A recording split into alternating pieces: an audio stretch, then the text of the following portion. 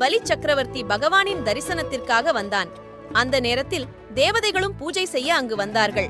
பலி வருவதை அறிந்த ஸ்ரீஹரி தேவதைகளுக்கு கூறினார், நான் தூங்குவது போல நடிக்கிறேன், நீங்களும் அவ்வாறே நடியுங்கள் என்றார். பகவானின் தரிசனத்திற்கு வந்த பலி சுற்றுமுற்றும் பார்த்து பகவான் உட்பட அனைவரும் அயர்ந்த நித்திரையில் இருப்பதாக நினைத்தான். பகவானின் தலையிலிருந்த கிரீடத்தின் மேல் அவனுக்கு ஆசை வந்தது.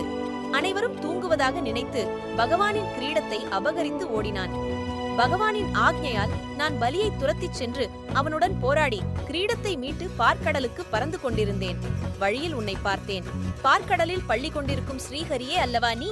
உன் மூல ரூபத்திற்கும் அவதார ரூபத்திற்கும் பேதமில்லை அல்லவா? அதனால் பார்க்கடலுக்கு போய் சமர்ப்பிப்பதற்கு பதிலாக இங்கேயே சமர்ப்பித்து விட்டேன் என்று சொல்லி வானில் பறந்தான். கருடன் ஸ்ரீகிருஷ்ணனுக்கு கிரீடம் சூட்டுகையில் ஸ்வேத தீபத்தில் இருந்த ஸ்ரீஹரியின் ஸ்ரஸ்ஸில் அதே கிரீடம் இன்னொரு வடிவம் எடுத்து அலங்கரித்தது.